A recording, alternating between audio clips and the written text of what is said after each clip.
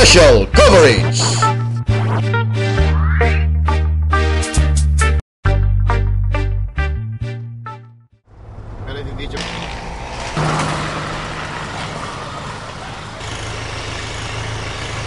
Ang lalawigan ng Cavite ay napatanyag dahil sa mga bayanang isinilang sa lugar na ito. Sikat din ang Cavite dahil sa magagandang tanawin at makasaysayang pook na naging bahagi ng kasaysayan. Ang bayan ng Amadeo na di kalayuan sa Tagaytay City ang isa sa mga lugar na ating itatampok din sa ating special coverage. Ang Amadeo na kinikilala na ngayon bilang Coffee Capital of the Philippines dahil sa produkto nilang kape ay may bagong atraksyon sa mga turista. Ito ang Balete Falls sa kanilang Eco-Tourism Park. Soft launching lang to at ang gusto namin makita muna ng governor po namin at ng mga taga Cavite muna, then we will launch this after 3 months. Kasi ang master plan po nito, si Architect Dan Silvestre, yung Dean ng UP Diliman College of Architecture ang gumagawa. And then after 2 months, ilo-launch na namin. So we'll invite investor. Pero ngayon pa lang, Danny, kahapon, grabe na mga nagpuntahan. May mga naka-chopper pa nagpuntahan. Gusto nga nila bilihin yung buong 300 hectares. Sabi ko, pasensya na ho kayo. Hindi ho binibenta ang lupa. Ang gagawin po natin, i-rent po nila yung farm. Habang nayaman ng investor, nayaman ng may-ari ng lupa, yayaman din ho ang munisipyo. Matinding suporta ang ipinakita ng gobernador ng lalawigan ng Cavite. Malaki anya ang kinabukasan ng puok na ito dahil sa pang-akit ng Balete Falls at ng mahiwagang balon. Itong Balete Falls ng pang-araw, sinasabi ang tubig dito, kung nagagaling sila ng lupa, medyo nakagagaling na maraming karamdaman ng mga tao. So, isang paniniwala at talagang bilip na dito sa Cavite, miski ng parang Gobernador Camarino, dito nadayo ng paniligo yun para manatili na si malakas. Hindi mo talagang, meron naman talagang mga ganon. May healing power pa. Meron healing power, tubig dito. Napakaganda ng tubig, talagang tumbatis na ito yung nanggagaling sa loob ng lupa. Pagkatapos napakaganda ng lugar na de-develop. At talagang kitang-kita mo na walang halos parang kamay ng kalikasan ng ang naandyan. Dinadagdagan lang ng konti ng finishing touches. Paano po ito susuportahan ngayon ng pamahalaang panlalawigan ng lahat ng mga proyekto na makatutulong sa bayan talagang ating sinasuportahan. At natutuwang ako sinimulan nila. Kasi talagang yung tourism ang isa sa mga pangunahing proyekto ng ating pamahalaan, historism. Gawa ng napakamakasaysayan ng lalawigan ng Cavite. So, nakakonect sa pagiging makasaysayan ng lalawigan yung mga magandang lugar dito sa iba't ibang bayan ng Cavite. Ang okasyon ng soft launching ng Eco-Tourism Park na ito ay lalong naging makulay sa suportang ipinakita ng panauhing pandangal, ang marikit na senadora ng bayan. Mismo yung Amadeo kasi halos once a week na dadaanan ko. Tapos nagbibisikleta ako, makikita ko ni Mayor. Sabi niya, tigil ka muna, lagi yung nagmamadali. So ngayon talagang sinadya ko na rin kasi gusto kong suporta itong pag-launch niya ng napakagandang programa, ecotourism, livelihood, para lalo na sa mga kababaihan dahil it's Women's Day today.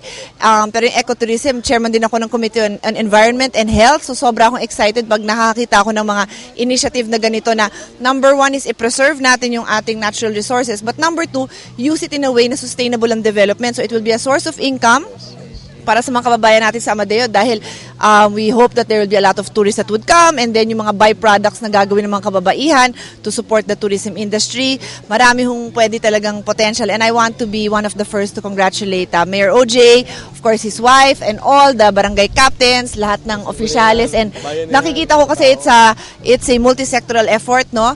Andyan yung mga mga barangay health workers, kababaihan, lahat. And yun ang importante na lahat kasama sa programa kasi hindi pwedeng program lang ni Mayor kailangan lahat. Malakristal ang malino na tubig na nagmumula sa bukal sa ilalim ng lupa ng taniman ng kape.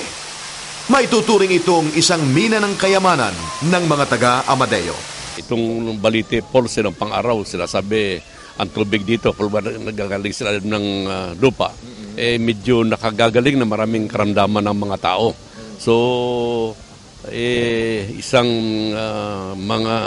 paniniwala at talagang bilip na dito sa Cavite, miski ng parang Gobernador Camarino, dito nadayo ng paniligo yun para manatili na si malakas.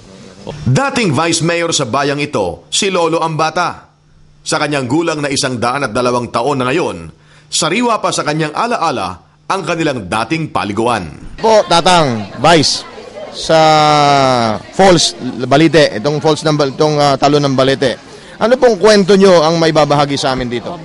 Itong Balite, nung araw malungkot.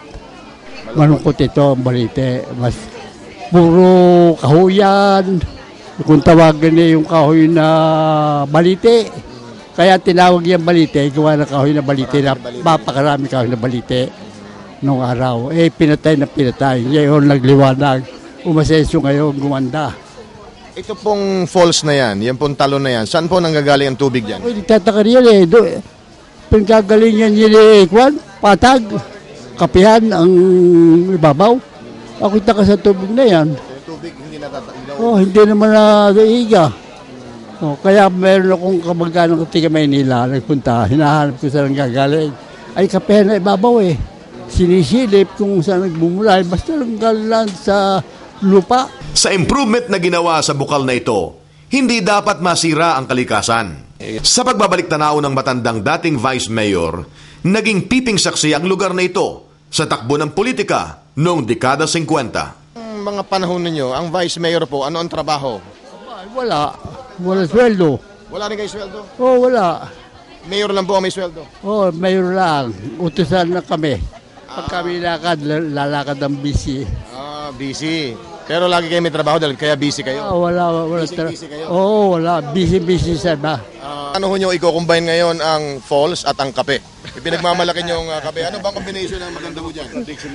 Si Gobang dahilan kung bakit nagkaroon ng rehabilitasyon na industry. At ngayon, syempre, masarap magkape habang nakikinig ng daloy ng tubig na ilog. Isa lang ang pangarap ko, isa lang ang sabihin ko, pagdating ng panahon, ipagmalaki ng taga Amadeo na siya ay taga Amadeo. Puntahan. May mga special events, mga okasyon, mga pangyayaring dapat matutukan ng kamera ng telebisyon. Nais po naming detalyadong maipaalam sa ating mga manunood. Kung sa inyong nayon, lalawigan o lungsod, may pangyayaring mahalaga at kakaiba, maaaring kawili-wili, kamangha-mangha, informative o nakapagtuturo at kapag-ipakinabang. Yes, success! Onward, Amadeo! Aming itatampok yan sa susunod na episode ng ating Special Coverage.